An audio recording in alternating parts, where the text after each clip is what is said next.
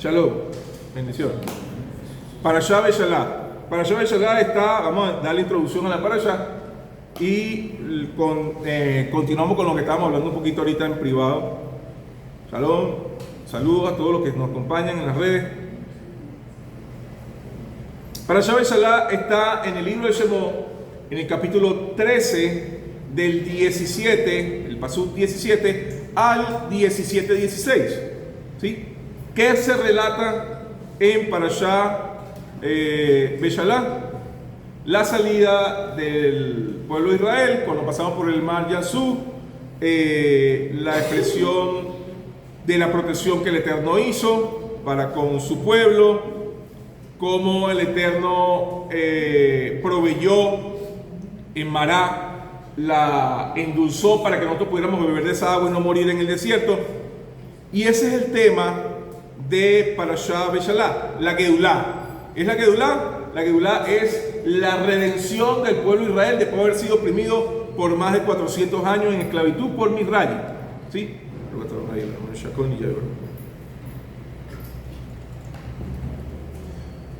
Ese es el tema general de Parashá Beshalá. Como les decía hace un rato, hoy vamos a tocar tres temas.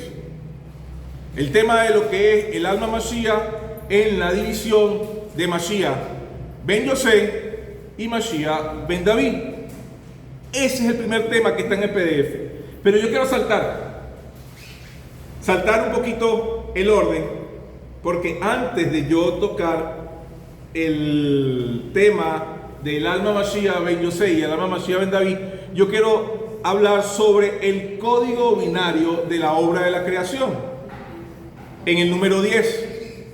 Estuvimos hablando la semana pasada sobre la expresión de las 10 sefirot. Los que estuvieron se recuerdan de las 10 sefirot. Pocas veces hablamos aquí en esta sesión de Remés en términos cabalísticos, pero la semana pasada yo quise tocar puertas de sus corazones para ver cómo estábamos a nivel de aceptación del nivel So. Ahora, en el nivel So del código de 10, que representan el árbol de la vida, hay muchas experiencias que tenemos dentro del Tanaj que hablan del número 10, que representan, que significan, cómo se divide ese 10 en 7 y después cómo se divide en 3. ¿Por qué? Ese es el primer tema que vamos a tocar el día de hoy. Entonces, los que tengan el archivo PDF, yo quiero hacer la clase hoy un poquito más dinámica, participativa, que podamos interactuar leyendo todos la información que allí se dejó, para que a veces cuando escuchamos nos distraemos, pero cuando leemos nos concentramos. Entonces, como esto es algo que es un tema nuevo para algunos, para otros quizás no, pero para algunos sí, yo quiero que entonces pongamos un poquito más de participación en esta parte y vamos a leer todos lo que nos dice el trabajo, la instrucción que le traje sobre lo que significa el 10 para el pueblo de Israel. Todo lo que Hashem creó y todo lo que en la página 6, vamos en la página 6, y todo lo que sucede en la historia se canaliza a través del número 10.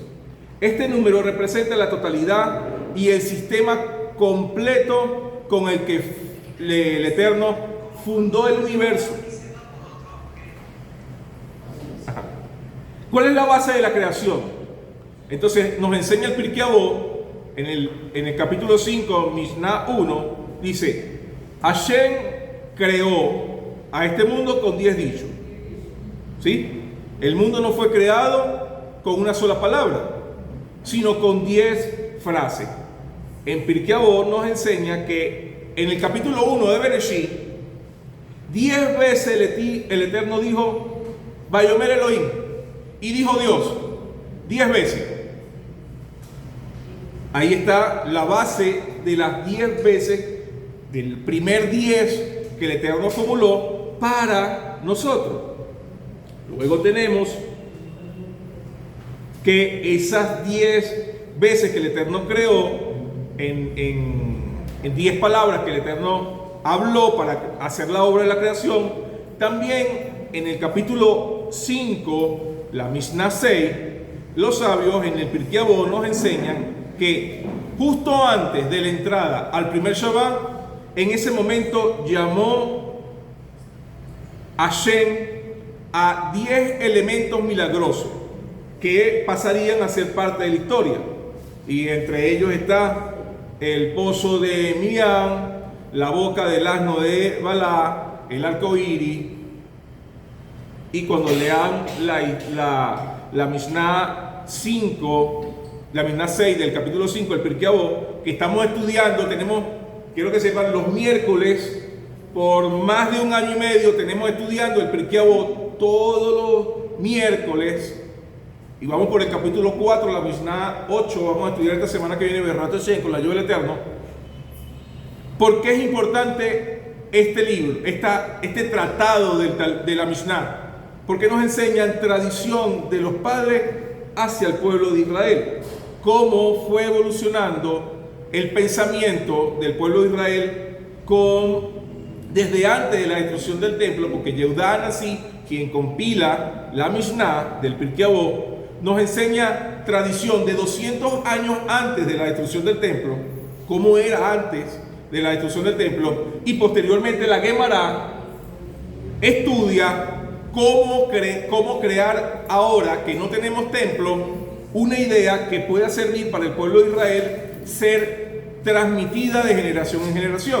Entonces durante 500 años se escribe la Mishnah basándose en lo que dice Yehudá Hanasí de 200 años de tradición antes de la destrucción del templo, y posteriormente la discusión de la Mishnah con la Gemara 300 años después de la destrucción del templo.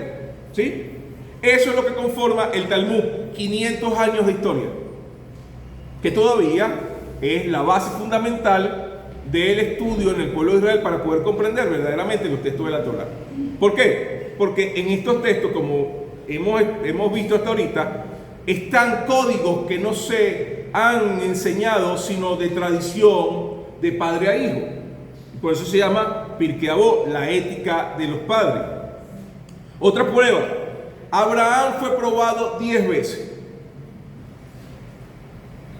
en la emuná, en la fe. Y también en el Pirkei Avot, en el capítulo 5, Mishnah 3, nos habla sobre esto. Por eso es importante el Pirkei Avot.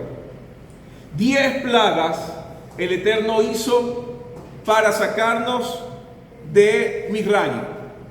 Eso está en Shemot, capítulo 7, al 12, que la estuvimos estudiando hace no mucho. ¿Sí? ¿Qué nos entrega el Eterno después? 10 palabras, 10 devar, 10 mandamientos. Ahora, estos 10 mandamientos también están dentro de la Torah, están en Shemot 1 al 14. El ciclo de 10 representa un diario en todo lo que es la vida del pueblo de Israel. Por eso es que cuando se hace la manifestación del árbol de la vida después al nivel So con la Kabbalah, se hablan de 10 presencias, de 10 manifestaciones, de 10 expresiones, de 10 sefirot, que es medidas del Eterno, cómo se comunica con su pueblo. ¿Y en dónde está toda esta base? Lo que hemos estado hablando. El 10 de Nisan fue el día que comenzó la redención del pueblo de Israel. Lo podemos ver en Shemot 12:3 y en Yehoshua 4:19. El cruce después de 40 años fue el 10 también de Nisan. No es casual que haya sido en esa fecha. ¿Cuántos días tenemos de Teshuvá en Yom Kippur? 10 días de Teshuvá. 10 días de Teshuvá para poder acercarnos al Creador. Entonces, la fuente de esto, todo tiene un estudio profundo. Rosh Hashanah 18a nos habla de cómo hacer esos 10 días de Rosh Hashanah hasta Yom Kippurim o Yom Kippur. ¿Qué hubo? Ahora, una cosa frente a otra hizo Dios, ¿verdad? Una cosa frente a otra hizo Dios, y también hay 10 expresiones de energía que no son tan positivas, como los 10 espías. Los 10 espías que hablaron mal de la tierra que el Eterno nos iba a entregar. ¿Sí? Entonces, en la manifestación del 10 hay muchas cosas que el Eterno ha transmitido a su pueblo durante siglos. ¿Dónde vemos otro secreto del 10? En el masar, en el diezmo. Hay en el libro de Devarim, 2 veces, 14-22, dice que se manifiesta la expresión del diezmo. Dice, diezmar, diezmarás. 2 veces dice. Nuestros sabios en el Talmud Tani 9a juegan con esta palabra del diezmo para que lo podamos entender, para enriquecerlo, con un código del diezmo. ¿Qué dice? Maaser. El maaser es el diezmo. Ahora, si yo le hago el diezmo a esta palabra, que es maaser, escribo otra palabra que es masal. Masal es suerte. Maaser es el sustento de Dios. Y el masal es la suerte. Para yo poder tener suerte en el diezmo, fíjense cómo se manifiesta esto. La palabra maaser está escrita con las siguientes, hay una expresión para estas letras, ¿sí?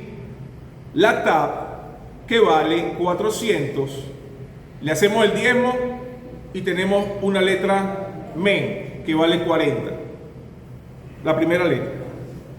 La ain, que vale 70, le hacemos el diezmo y tenemos la letra número 7, que es sain, ¿sí?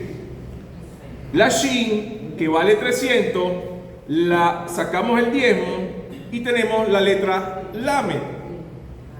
Y la letra resh, que vale 200, le hacemos el diezmo y tenemos la letra kaf. Cuando yo digo estas 4 letras, perdón,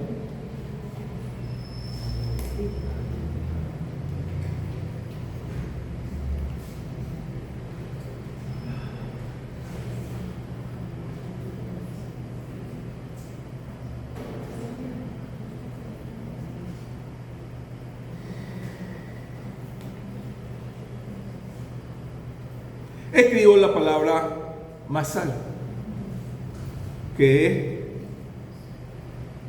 suerte. Por eso a veces nosotros decimos, la traducimos normalmente como suerte, pero masel tov. Masel tov, ¿qué significa masel tov? ¿Cómo traducimos masel tov? Como éxito. Congratulaciones. Es un éxito. El masal, no estamos hablando de una suerte que yo lanzo una cosa y ¡ay, por suerte cayó! No.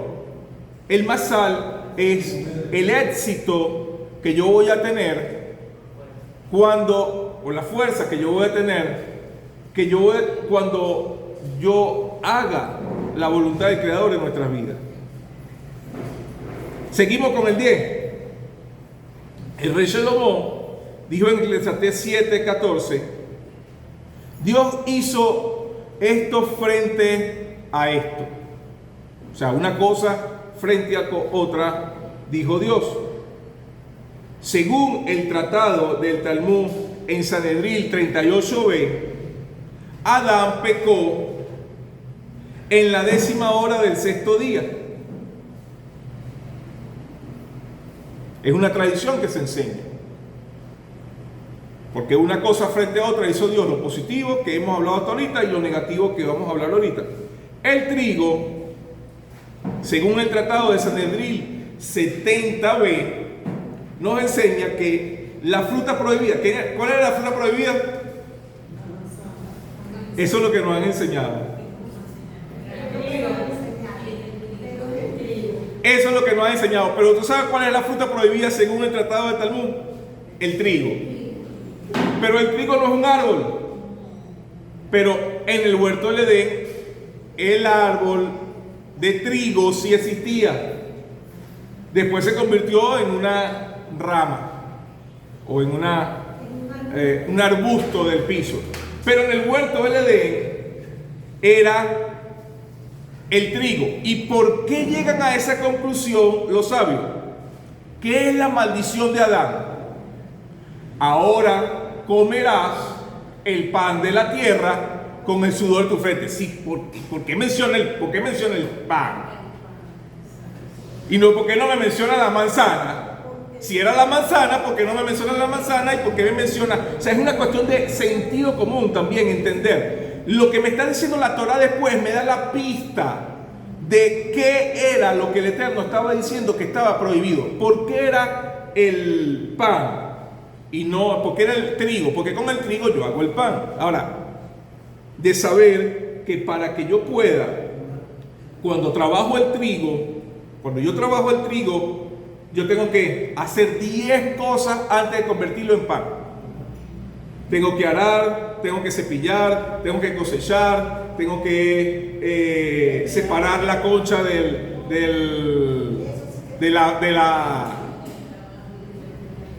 fruto como tal, tengo que moler, tengo que llenarlo de agua, tengo que esperar que fermente, tengo que hornearlo, tengo que sazonarlo para después comérmelo.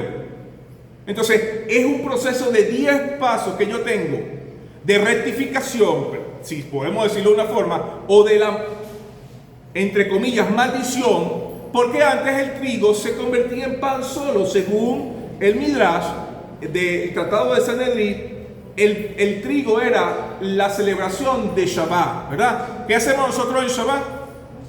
2 pan jalá para poder celebrar la representación del pan que el Eterno nos dio del cielo durante 40 años cuando salimos, que lo vamos a leer en la próxima parashá, que salimos y el Eterno nos sustentó como un pan del cielo.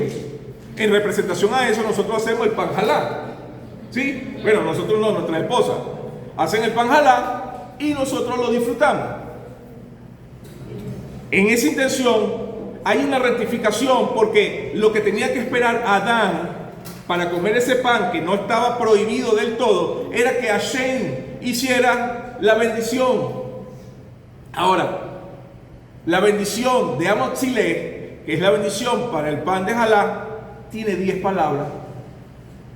No la voy a decir porque sería batalá, porque no tenemos ahorita pan Jalá, ya no lo comimos, ¿sí? Pero si ustedes después lo cuentan, Baruch atah Adonai, y cuentan las palabras, son 10 palabras. Esas 10 palabras rectifican los 10 trabajos que yo tengo que hacer cuando yo fui y me comí el pan por adelantado. Por eso cuando estamos haciendo las verajot, no pueden comer adelantado, porque estaríamos haciendo lo que hizo Adán. ¿Entiendes? No es algo tan literal, es algo simbólico que tú tienes que entender, que tienes que crecer en ese aspecto, para que podamos tenerle un poquito más de cabaná a las cosas que hacemos del Creador. ¿Sí? Ahora,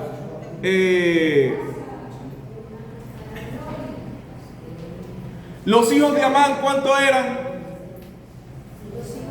Los hijos de Amán cuando fueron ahorcados, porque cuando hablamos en el libro de Esther, de Megilá de Esther, ¿cuántos hijos de Amán se ahorcaron? 10.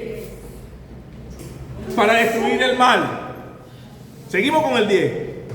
Ahora, ¿cuántos sabios fueron asesinados mártires en Edom? 10.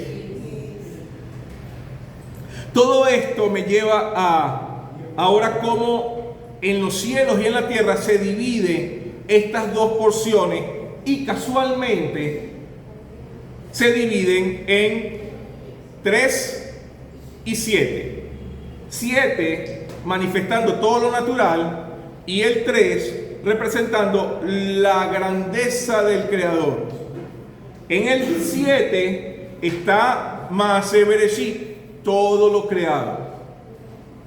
Pero antes de la obra de la creación, por eso es que la palabra Bereshit se puede traducir como en el principio, por el principio, y para el principio, porque la letra Bet de Reshi, que en realidad Reshi es lo que significa principio, porque viene de la raíz Rosh, que significa cabeza o principio. La palabra Bet, la letra Bet, es un adjetivo de la composición de cabeza o principio. Entonces la letra Bet tiene la particularidad en hebreo de poder ser traducida como en, por, para.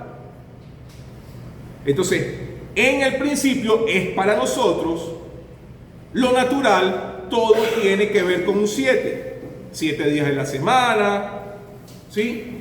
Y ahorita vamos a desglosar un poquito el 7. 7 cielos, sí, ahorita vamos a desglosar un poquito el 7. Luego en la siguiente expresión que yo puedo decir, por el principio de las 10 manifestaciones de lo que Dios creó, para lo natural hay solamente 7 manifestaciones físicas, porque las otras 3 tienen que ver con lo espiritual. Y ahorita vamos a ver en los mandamientos por cómo se tiene lógica esto. En, por, para. ¿Para quién? Para enseñarme que hay una distinción entre lo natural y lo sobrenatural. Eso en una primera etapa podemos entender por qué se divide este 10. Ahora, si seguimos analizando los textos que la división que les traje en el PDF, dice, ¿cuántos mandamientos son? 10 mandamientos, ¿sí? Pero de esos 10 mandamientos hay 3 que son directamente para Dios y 7 que tienen que ver con lo natural, aunque los podemos dividir 5 y 5, 5 que son para el eterno y 5 que son para la humanidad. Fíjense lo que el primero es: Ani Adonai lo deja, yo soy Hashem tu Dios, no idolatría y no jurarás en vano. ¿Cuál es el cuarto mandamiento? Shabbat. Shabbat es para Dios, sí, pero entre nosotros ya es humano, ya es natural, ya tiene que ver con lo físico. Y de ahí en adelante, los padres, no matarás, no robarás, no cometerás adulterio, todo lo demás, tiene que ver con lo natural, con lo físico. Y ahí podemos entender de que desde las primeras 10 palabras que el Eterno le entregó a su pueblo para que cumplieran, hay una división. Ahora, el árbol de la vida, el Sefer Yetzirah, también está dividido en estas dos particularidades, que son Keter, Gomá y Binah, conocidos como el pensamiento de Dios, los Mojim. Y luego viene Gesed, Geurat, Tiferet, Netzach, Hod, Yesod y Malhut, que tienen que ver con lo natural, porque tienen que ver con expresiones de sentimiento. Ahora, la sabiduría y la conciencia y el entendimiento y la corona no tienen nada que ver con el sentimiento, tienen que ver con algo más espiritual. Por eso es que hay distinción entre las sefirot inferiores, que es conocido como el Seir Anpin, el rostro de Dios pequeño.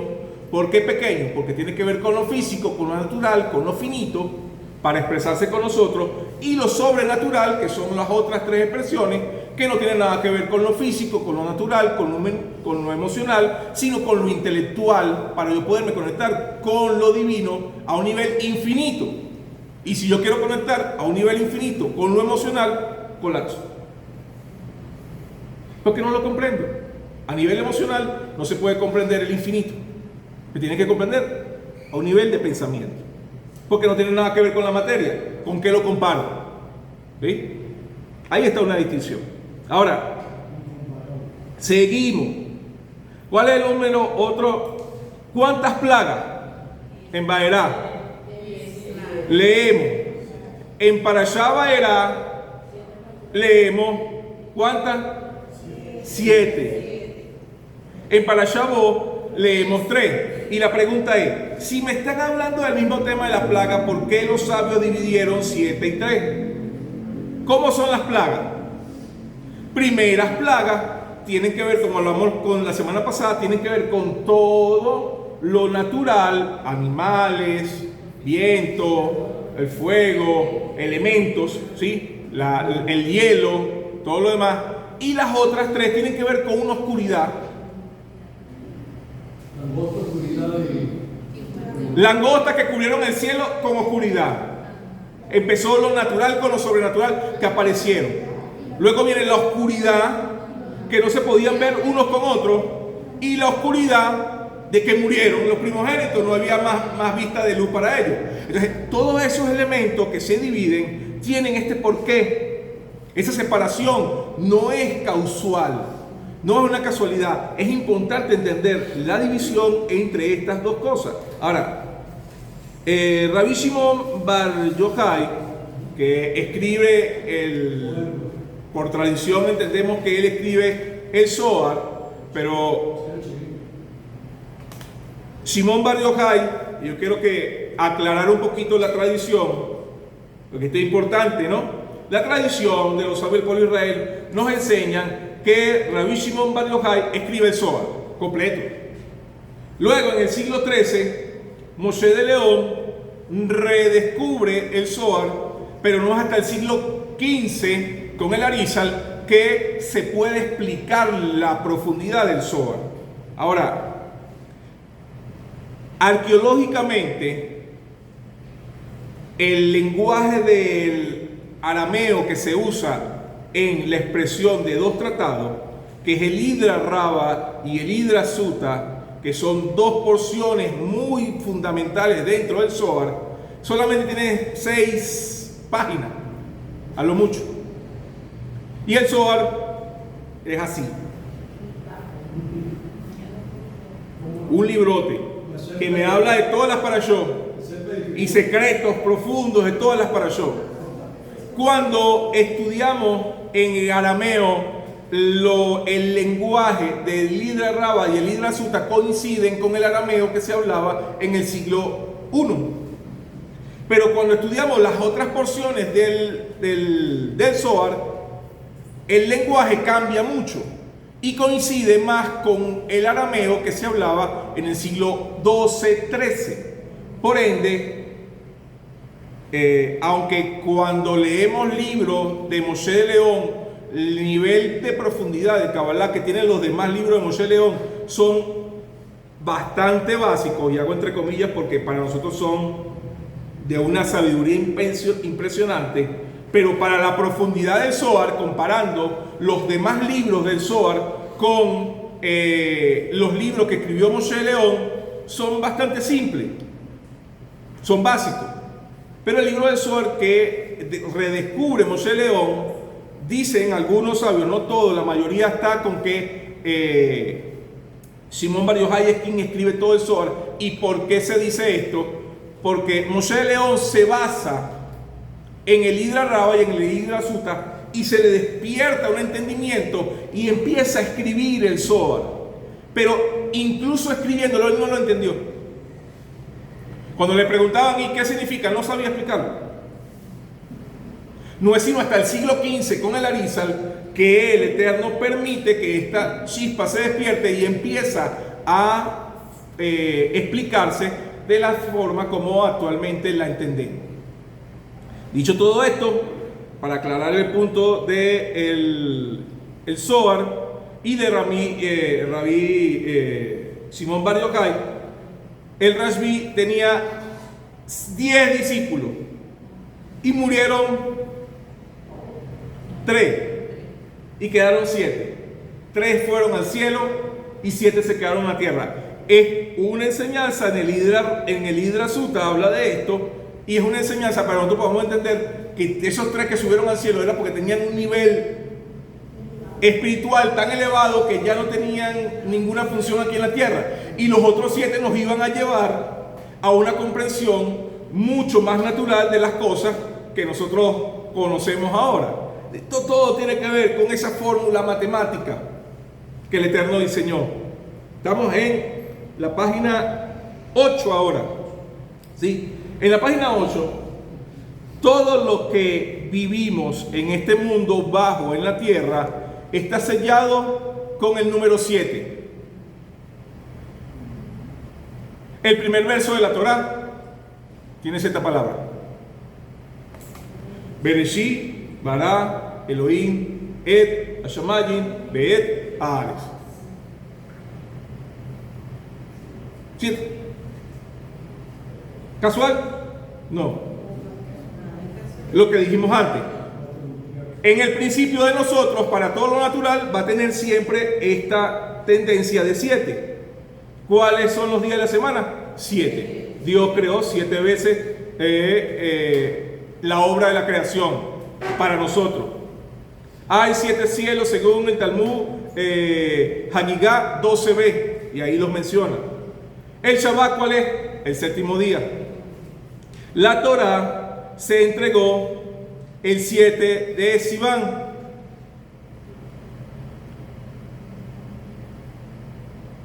Todo tiene que ver con el número 7.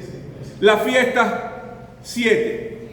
Pesach, Shavuot, Rosh Hashanah, Kippur, Sukkot, Shemini Atzeret, Simchat Torah, Hanukkah. 7 notas musicales. Do, re, mi, fa, sol, la, si, porque do ya es la otra escala. 7 colores tiene el arco iris. Todo lo natural tiene que ver con el 7. Ahora, en Shabbat, esta es una perla. En Shabbat, la gematría de la dieta del Yehudí, todo tiene que ver con el 7. La palabra ner, que es velas, o vela en singular, tiene un valor de 250. 2 más 5, 7. El vino, que es el yanín, tiene valor numérico 70. Es un múltiplo que se divide de 7, 10 veces 7. El jalá tiene valor numérico 43. 4 y 3, 7. Dab, que es el pescado, vale 7. La carne, basar, tiene valor numérico 502. 5 y 2, 7. Todo lo que nosotros hacemos de forma natural para embellecer el Shabbat tiene que ver con lo natural, con esta expresión que se nos fue dada para que nosotros manejáramos. Ahora, aquí voy a detener un poquito.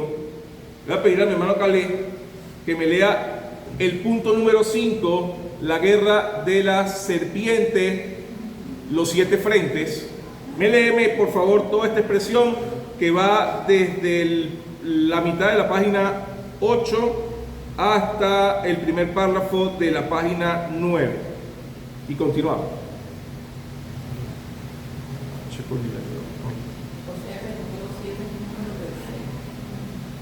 Para lo natural. Y el 8 empieza la unión de lo natural con lo sobrenatural.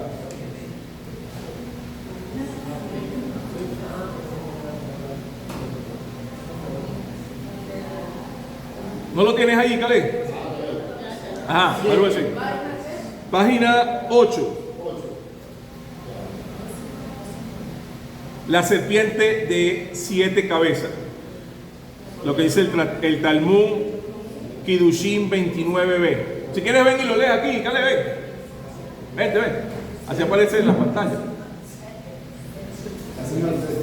Algo así. Vente, vente.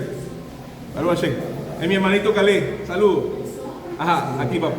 La serpiente de 7 cabezas. El Talmud Kiddushin 29 relata como un sabio, Rak Akabar Chakpok, luchó contra una serpiente de 7 cabezas.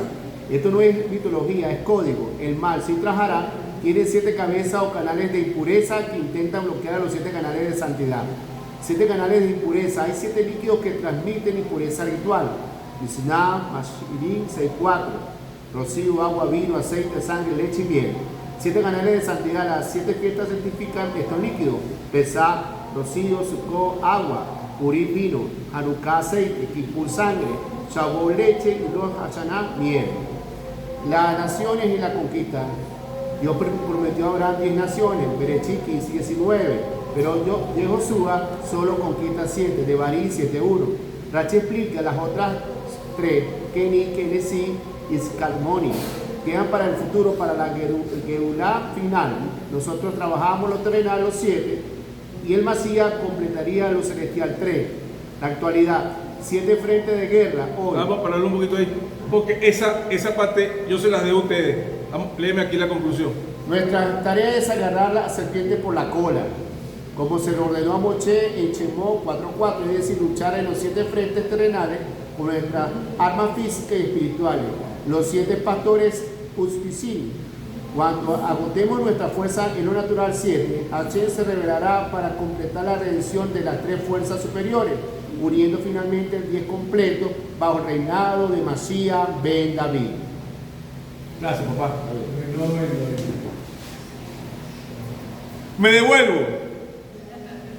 Me devuelvo para entonces entrar un poquito en el detalle de esto. ¿Qué dice el tratado del Talmud en Kiddushin 29b? Que un rabino, un sabio, estudió los elementos que me traen impureza según la halajá con 7 líquidos.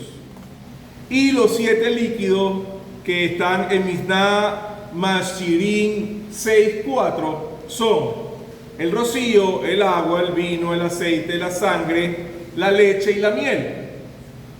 Cuando hacemos las fiestas,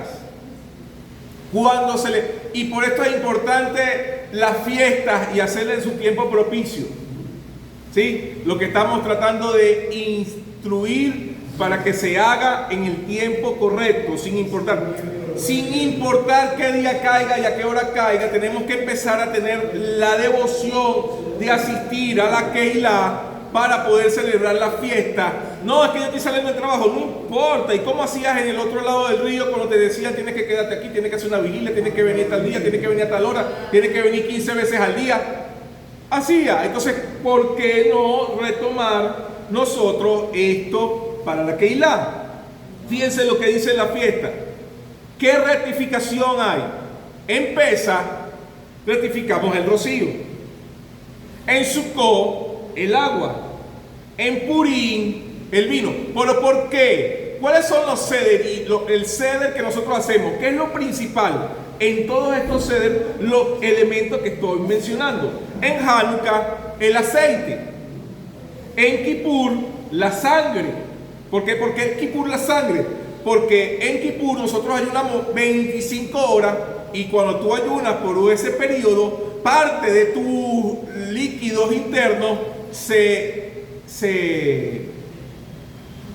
pierden, ¿sí? Incluyendo la sangre. No podemos tomar agua, entonces el organismo empieza a trabajar, los riñones empiezan a trabajar extrayendo los nutrientes de la sangre y entonces purifica.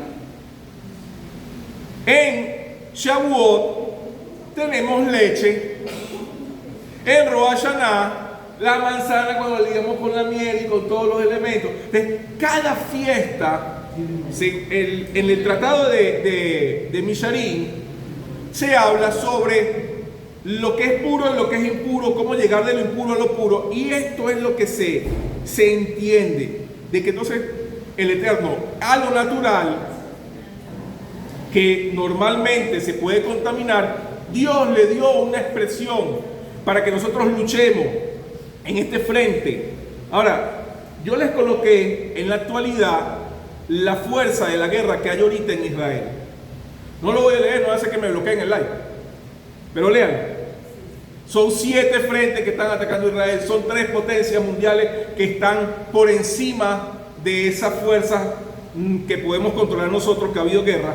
Pero en conclusión, lo que se trata de decir es que tú tienes que luchar tu batalla en lo natural. Van a haber cosas que tú vas a poder manejar, pero van a haber cosas que no. Eso se lo vamos a dejar a Mashiach y lo vamos a estudiar ahorita cuando estudiamos la expresión de lo que es Mashiach ben Yosef y Mashiach ben David. Ahora, en el ADN, y entramos en el próximo tema. Voy a cortar el video que voy a pasar para YouTube y continuamos con el próximo tema. Vamos un segundito.